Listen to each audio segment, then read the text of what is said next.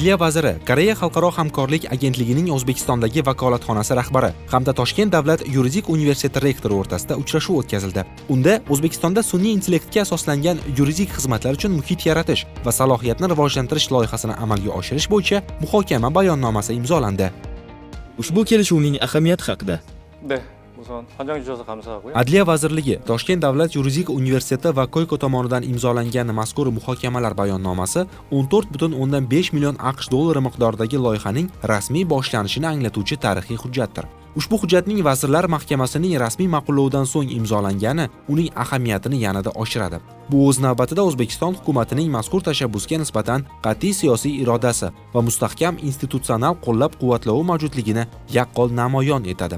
Ishonchim komilki, ana shunday mustahkam tashkiliy va huquqiy asosda boshlanayotgan mazkur hamkorlik har ikki davlat uchun uzoq muddatli amaliy natijalarga olib keladi. 더욱더 성공할 수 있는 그런 잠재력이 풍부한 사업이라고 그렇게 생각하고 있습니다.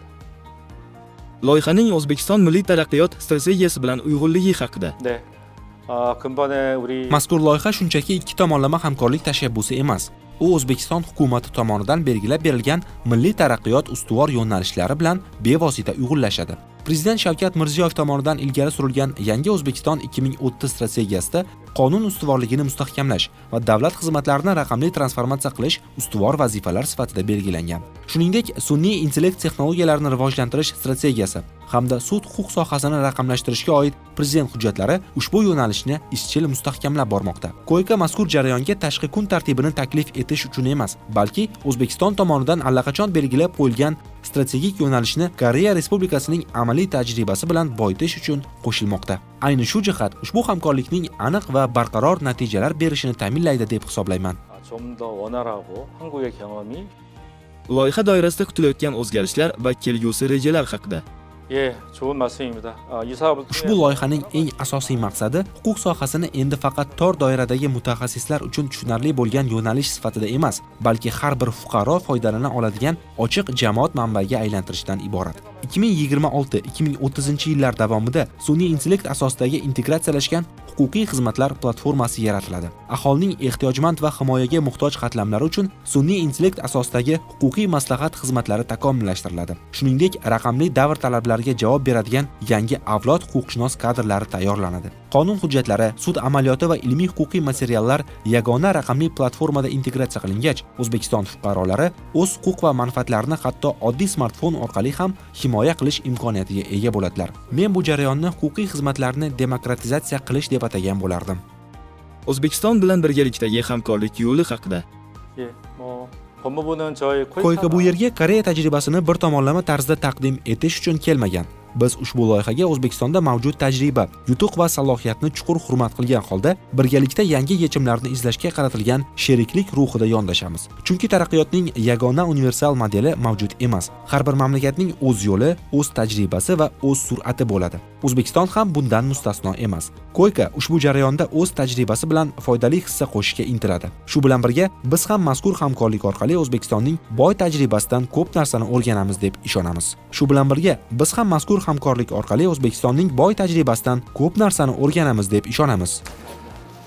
Katarama. Thank you so much. Avvalambor bugungi kelishuv bu jamiyat uchun amaliy bo'lgan, ya'ni amaliy foydali bo'lgan kelishuv hisoblanadi. Buni sabab hozirgi kunga qadar Koyka, ya'ni Koreya xalqaro hamkorlik agentligi, Adliya vazirligi va yuridik universitet o'rtasida uch tomonlama loyiha bo'lmagan. Bu uch tomonlama loyihaning birinchi asosiy maqsadi sun'iy intellekt asosida yuridik yordam ko'rsatuvchi kadrlarni tayyorlash va bu kadrlarni jamiyatda yuridik yordam ko'rsatishga bo'lgan huquqni ta'minlash hisoblanadi. Ya'ni bizga hozirgi kunda ma'lumki, ko'pchilik fuqarolar yuridik yordamga bo'lgan huquqi qaysidir ma'noda ularni tezroq olish huquqi nuqtai nazaridan sun'iy intellektga muhtoj. Shuning uchun ham bu yoqda sun'iy intellekt asosida yuridik yordam ko'rsatish huquqini tezlashtirish va yuridik adolatga yetishishga bo'lgan huquq hisoblanadi. Ya'ni bu loyihaning ma'nosi nafaqat demak raqamli kompetensiyaga ega bo'lgan yuridik kadrlarni tayyorlash, balki raqamli kompetensiyaga ega bo'lgan yuridik kadrlar tomonidan jamiyatga, aholiga tegishli ravishda yuridik yordam ko'rsatishni tezlashtirish hisoblanadi. Ya'ni hozirgi kunda Adliya vazirligi doirasida juda ko'p islohot qilinmoqda. o'sha islohotni xalqqa yetib borishni tezlashtirish, ya'ni yuridik yordamni xalqqa yetib borishni tezlashtirish hisoblanadi. Va yuqorida aytilgandek, hozirgi kunda demak Toshkent davlat yuridik universiteti tomonidan yuridik kadrlarni hamma jabhadagi yuridik kadrlar tayyorlanmoqda. Sud organlari, prokuratura, XMQ va boshqa yuridik xizmat organlari uchun. Va aynan ulardagi eng muhim masalalardan biri amaliy ko'nikmalardan tashqari raqamli demak kompetensiyalarning yetishmasligi hisoblanadi. Biz buni tahlil qilganda raqamli kompetensiyalar bo'yicha hozirgi kunda Koreya davlati yetakchilaridan biri hisoblanadi va ularning tajribasini qo'llagan holatda amalga oshiriladi. Va keyingi masalalardan biri bu bilamizki, hozirgi kunda kadrlar yetishtirish davrida universitet 5.0 konsepsiyasi juda muhim hisoblanadi. Ya'ni universitetning 5-asosiy maqsadi bu universitetni raqamlashtirish orqali jamiyatga xizmat ko'rsatish hisoblanadi. Hozirgi kunda Toshkent davlat yuridik universiteti aynan universitet 4.0 konsepsiyasidan 5.0 ga o'tish arafasida turibdi.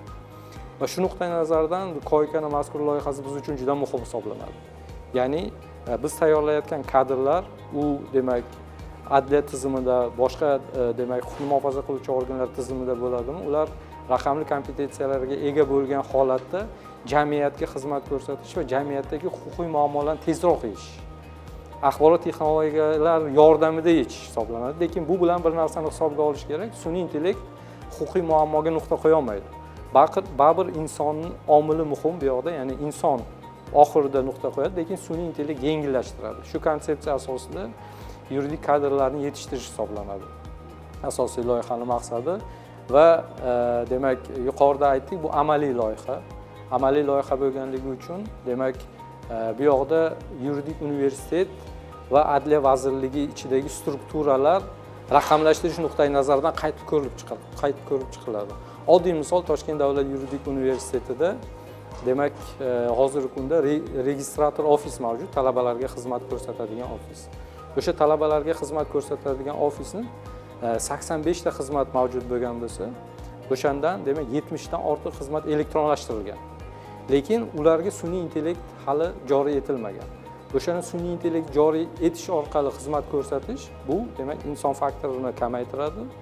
Lekin o'sha xizmatini effekti baribir demak tegishli kadr tomonidan nazorat qilinadi va talabalarga berilgan xizmat osonlashadi. Va bundan tashqari ikkinchi masala bor, bu ham bo'lsa elektron kutubxonalar. Elektron kutubxonalar hozir bizda katalog shaklida mavjud. O'sha katalog shaklida tez, oson topib berish va shu ma'lumotni generatsiya qilish uchun sun'iy intellekt muhim hisoblanadi. Sun'iy intellektga demak qidiruv berilgan paytda sun'iy intellekt qidiruvchini yoshi, ularning ma'lumot darajasi va qaysi bosqich talabasidan ekanligidan kelib chiqib ma'lumotni generatsiya qilib beradi. Mana bu ham demak hozirgi loyihaning muhim bir qismi hisoblanadi. Va uchinchi muhim bir qismi hozirgi kunda legal tech deyiladi, huquqiy texnologiyalar. Huquqiy texnologiyalar masalan boshqa rivojlangan davlatlarda, xususan Amerikada 100 dan ortiq huquqiy texnologiyalar bor. Bular ta'lim sohasida, tadqiqot sohasida, amaliyot sohasida. Hozirgi demak Koyka bilan tuziladigan loyiha uchalasini ham qamrab oladi. Ya'ni oddiy misol aytaylik, ko'rsatiladigan yuridik xizmatlarni toifalash. Ya'ni qaysi biri ko'p, qaysi biri kam ko'rsatiladi va ularni tezligini baholash masalasi. Buni inson tezligini baholamaydi. Bu bo'yicha ham demak qaysidir ma'noda biz sun'iy intellektga tayanishimiz kerak va sun'iy intellekt uni baholab beradi. Va xizmatdan foydalanuvchilarni o'sha xizmatdan mamnunligini baholash masalasi. Bunda ham demak sun'iy intellektni qo'llasa bo'ladi. Umuman olganda ushbu 3 tomonlama loyiha bu kadrlarda nafaqat raqamli kompetensiyani paydo qilish, balki ularni amaliyotda qo'llash ko'nikmasi uchun infrastruktura yaratishga xizmat qiladi.